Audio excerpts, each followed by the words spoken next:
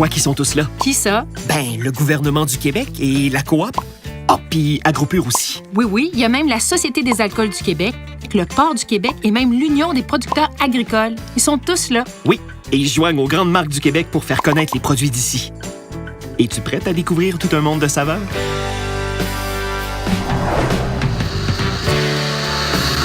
Qu'est-ce qui contient 50 d'air, 30 d'eau, puis seulement 20 de gras, sucre et autres bricoles, et qui est irrésistible en été? La crème glacée. Il y a seulement une demi-douzaine de fabricants au Québec, mais on trouve plus de 650 bars laitiers et glacés artisanaux implantés un peu partout. Curieusement, même s'il y a une augmentation constante du choix de saveurs, il y a une diminution de la consommation de crème glacée au Canada. De 10 litres par personne en 2005, elle est passée à moins de 6 litres en 2012. Je vais remédier à ça tout de suite. Avant que ça fonde, j'ai juste le temps de vous dire que cette semaine, on apprête une belle prise à la sauce tropicale. On fête les 75 ans d'une coopérative avec 3 générations de producteurs laitiers et on nous offre des légumes rares. En arrière sur nos terres, à côté dans la mer, en avant bien manger par-dessus le marché, par-dessus le marché, par-dessus le marché.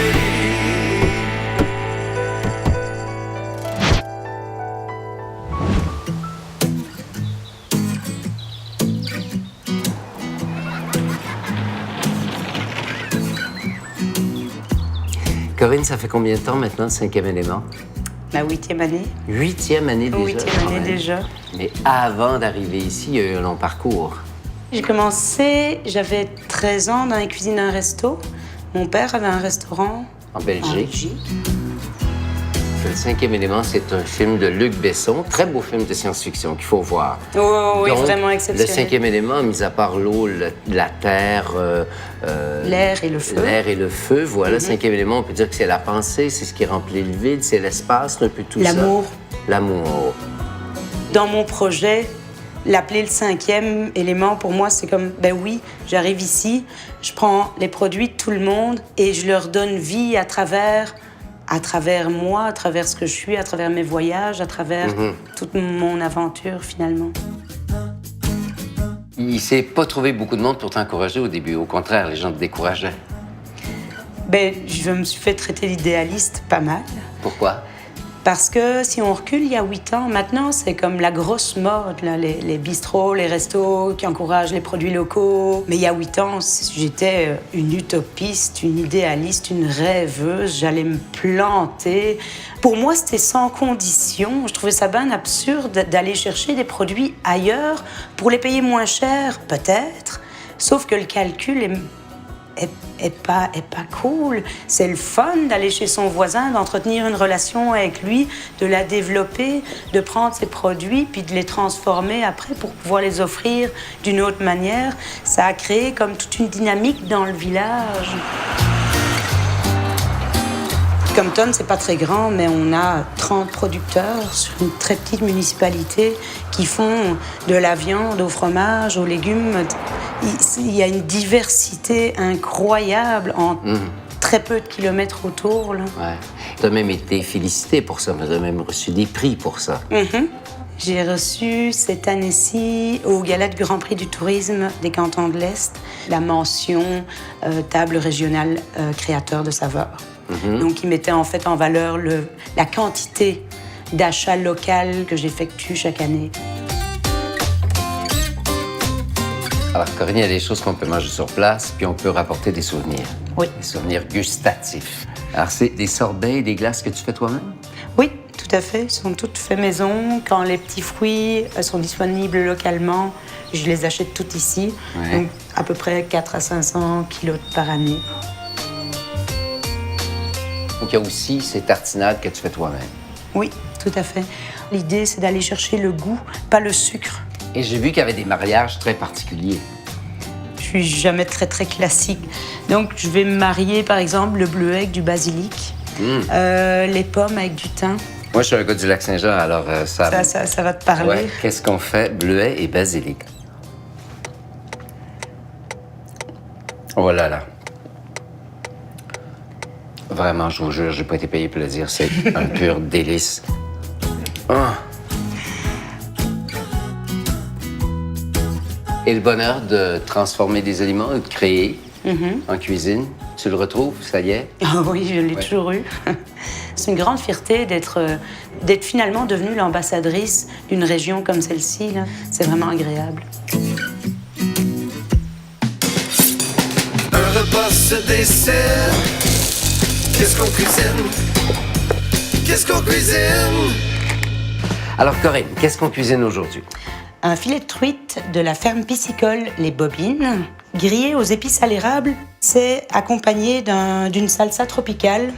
On va y mettre des fraises qui viennent de Compton également, des herbes de chez Martine, accompagnées d'une salade de chez Martine aussi, et avec un petit filet de crème sur le dessus. Alors, Martine, qu'on aura l'occasion de voir un peu plus tard aujourd'hui, parce que je crois qu'elle s'est annoncée pour livrer des feuillages. Oui, bien sûr. Voilà. Alors, par quoi est-ce qu'on commence? La salsa tropicale. La salsa tropicale. C'est assez facile. Finalement, on a juste à mélanger tout ça.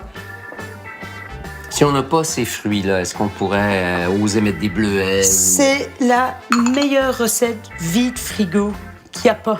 Tu prends les fruits qui te tentent. L'idée, c'est d'avoir les fruits. J'aime bien y ajouter les oignons pour ajouter un petit côté croquant. Vous n'aimez pas les oignons? Prenez un concombre, enlevez les grains, mettez-le à la place. Ça va faire la job, là, mais bien comme il faut. On va y aller avec le cresson pour faire différent, mais d'habitude, je le fais à la coriandre. Ouais. Puis on peut le déchiqueter bien simplement avec les doigts. Ce qu'elle vous dit pas, c'est que c'est moi qui ai dit qu'il n'aimait pas la coriandre. C'est probablement la seule herbe que j'aime pas. Moi, c'est le truc qui m'allume, l'odeur de cette herbe-là. Mais je te jure, c'est tout ce qui nous sépare. La J'ai pas coriandre. de problème avec ça. Puis finalement, tout ce que tu as à faire, c'est juste de mouiller avec le vinaigre de riz assaisonné. Et il y a notre truite des bobines qui attend. Qu'est-ce qu'on fait avec elle? Assez simplement, on va cuire le filet de truite avec les épices à l'érable qui sont produites par Crousset à Magog. Et la truite, elle s'en va à la poêle, mais après la pause.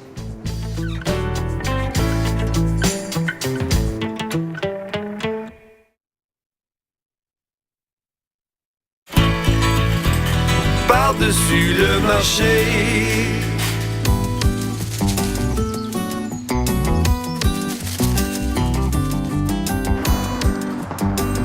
Salut Corinne! Salut Martine! Alors, qu'est-ce qu'on a de la roquette? Je peux vous aider? Bien sûr. Et voilà, Que des beaux feuillages. Qu'est-ce que vous apportez aujourd'hui? cette semaine, le chénopode Bon-Henri. Chénopode de Bon-Henri. Ah, moi, je veux goûter. C'est un légume vivace, du chou rouge de Russie. Bon, ça. Du chou rouge de Russie. Oh, mais elle est belle, la bête à carde. Hein? Wow. Ça, là. Fleur La d'ail, d'ail. ça, Je fais un pesto de fleurs d'ail dont je me sers toute l'année. Comment s'appelle l'entreprise exactement? les jardins du ruisseau Bâle. Oui. Alors, qu'est-ce que vous faites chez vous? Ça ressemble à quoi, cette ferme? On essaie d'avoir un créneau plus particulier avec des variétés différentes. Ici, on a des pousses piquantes que Ah, ça, Corinne il faut que connaît tu bien. goûtes. Tu vas voir, c'est vraiment fou. Ça, C'est surprenant, là. C'est... Oui. Pure merveille. Pourquoi avoir choisi ça plutôt qu'autre Parce chose? qu'on aime bien les saveurs différentes et parce que on aime ça aussi les faire découvrir à d'autres. Cette passion de... C'est compliqué de déroger les gens dans leurs petites habitudes, de la tomate rouge, de la petite laitue romaine ou iceberg, puis d'arriver avec des feuilles aussi pétées que ça. Je là. pense qu'on- C'est un plaisir, c'est une fierté. Là. Ben, c'est un plaisir de redécouvrir tout le temps de nouvelles feuilles, de faire des oser ma salade qui ont 24 feuilles différentes. Et votre relation avec Corinne? Corinne, elle m'a toujours dit oui. Chaque fois que j'appelle pour dire j'ai des pois mange tout mauve, elle dit bon ben je les prends. Donc voilà. C'est un plaisir. Moi, ça me permet... Ouais. J'aime ça. La plus grande satisfaction, c'est qu'on m'apprenne quelque chose, que je découvre une nouvelle affaire. Ça fait que Martine, elle m'arrive tout le temps, constamment, avec des nouvelles choses, des nouveaux goûts. Et vous fournissez principalement des restaurants où les gens peuvent arrêter chez vous à la ferme pour prendre On des est dans choses? les marchés de solidarité et les marchés publics. Et les Donc, marchés appelez, publics. On a ce qu'il faut pour accompagner notre truite. Ah oui, pas mal. Bon, on va les cuisiner. Mhm. Merci, Martine. Ben, c'est... Vraiment, bravo, bravo, bravo. Merci. Ben, ça y est, c'est le moment de cuire notre truite. On est parti. Est-ce qu'on vous a dit que le 5e élément, c'est à Compton? Est-ce qu'on l'a dit? Je pense pas. On le Je suis pas dit, sûre. voilà. Est-ce Oui, qu'on a c'est dit à que c'est Compton. à 20 minutes de Sherbrooke? Seulement à 20 minutes de Seulement. Sherbrooke. Donc tu vois, la cuisson commence à se faire, mais je pourrais décider de le laisser comme ça.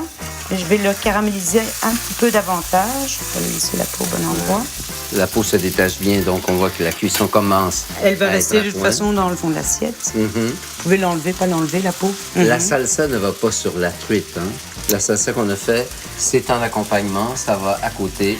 Je la mets pas directement dessus parce que sinon ça va faire que le filet de truite chaud va devenir froid instantanément puisqu'on a le contraste du froid avec la salsa tropicale. Mais je vais le mettre à côté. À côté. Ouais, vraiment. Donc, elle est prête, là. Oh oui. On la met dans l'assiette. Mhm. Voilà. Et ça y est, la pousse piquante, elle est déjà là. Et on va la mélanger avec la mescla? Moi, je la mettrais juste comme finition d'assiette, juste pour ajouter une petite touche là pour jouer avec la couleur, etc. Donc, on dresse nos assiettes? Oui. Alors, je te laisse aller avec la truite. Moi, je peux mélanger la salade, la salsa plutôt. Mhm. Voilà. J'aime beaucoup le côté architecte culinaire, donc d'aller chercher du volume, de la hauteur dans nos affaires. Il y a juste avec des doigts qu'on peut les faire. C'est un merveilleux outil, tu vois. Je suis capable de le monter plus ou moins comme ça. Voilà. OK.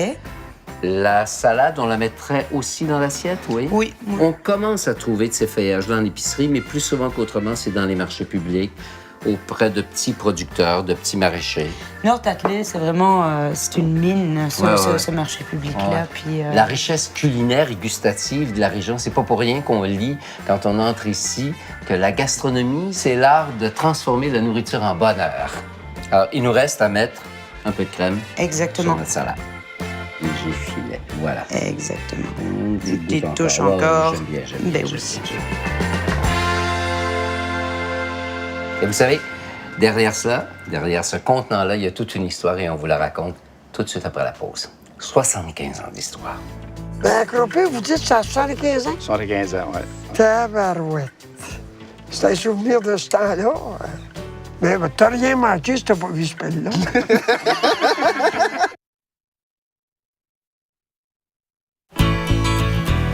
Par-dessus le marché. Dans ce contenant de lait, il y a 75 ans d'histoire. Une histoire comme on nous racontait 3 générations d'agriculteurs d'une même famille.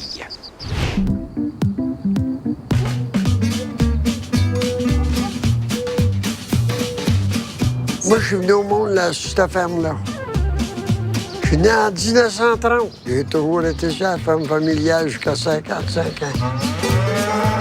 Ça se passait avec les chevaux pour commencer. La chargeuse à foin.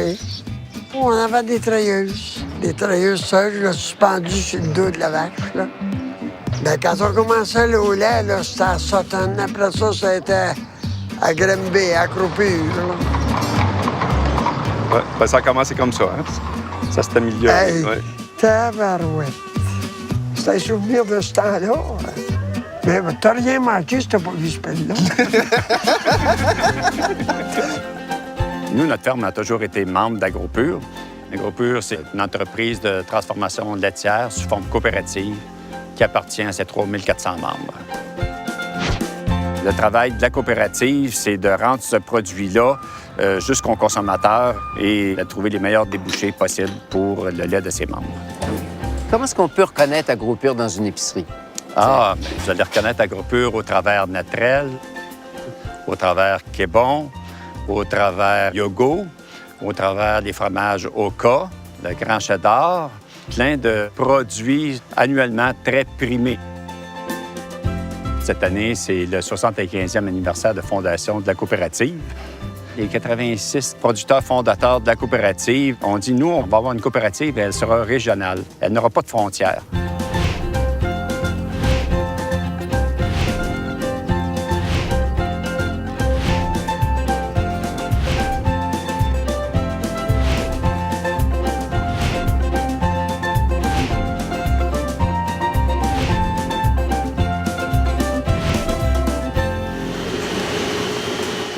Aujourd'hui, j'ai la chance d'avoir mon garçon, Benoît, qui a pris la relève de la ferme au quotidien et qui me permet justement de me libérer puis d'être à mesure d'assumer le rôle que j'ai à jouer auprès d'Agropur.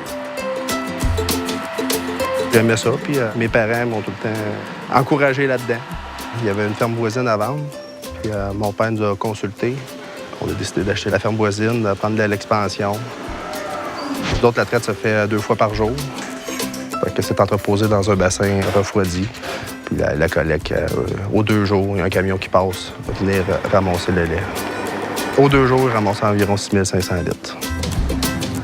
Est-ce que tu consommes des produits Agropur ou... Ouais, juste ça. Juste ça. Après la pause, les profits d'Agropur retournent dans la poche des agriculteurs.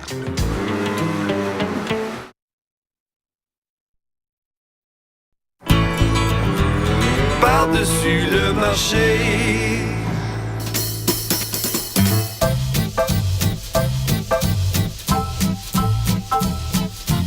Agropur, ça a parti en 38. Ben, en 38, moi, j'avais 8 ans. En 1938, c'était une meunerie.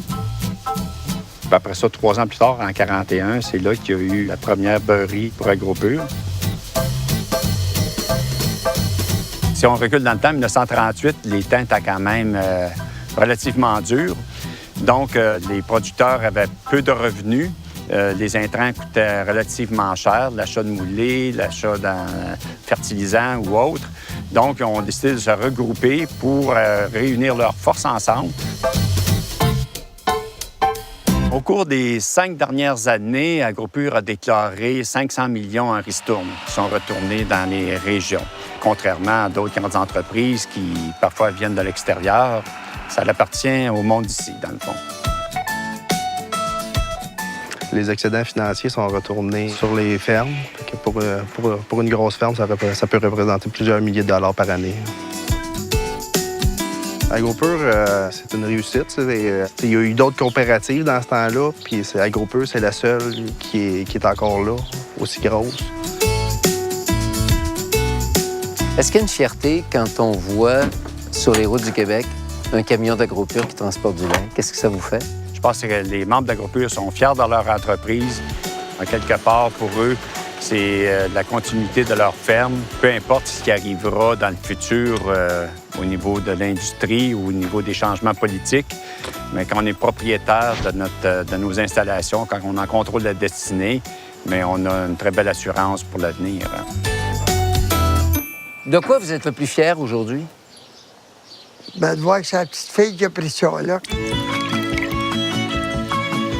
Mon grand-père était producteur, mon père l'a été, mon oncle l'a été, puis là, c'est rendu moi. Et ton fils? Bon, je l'espère qu'il va vouloir l'être. Tu sais, il n'est pas venu au monde dans ce temps-là. Nous autres, c'est à ce temps-là, comme tu veux. Aujourd'hui, t'es jeune, nous autres, t'es vieux. C'est sûr.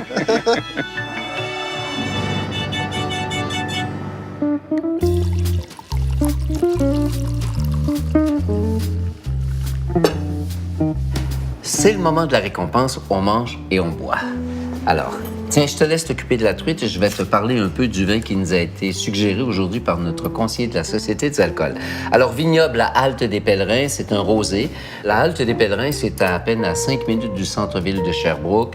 Donc, on peut arrêter chez eux. Il y a une dizaine de produits qui sont en vente là. On les retrouve également à la Société des alcools. Alors, ce rosé-là, il est fait d'un cépage qui s'appelle le Frontenac. Le Frontenac a été développé ici en Amérique du Nord, donc résiste parfaitement à nos climats. Avant qu'on goûte, moi, je veux goûter une bouchée, un morceau de truite avec une fraise. C'est beau, ça, hein? Il reste les petits morceaux croquants des épices. C'est absolument délicieux. Spontanément, j'avais des doutes. J'avais des doutes sur les fruits avec tout ça. Et c'est absolument parfait comme mariage. Alors, ce rosé, 13,1 d'alcool, se détaille 16,95 $ à la tienne. Ça porterait très bien en pique.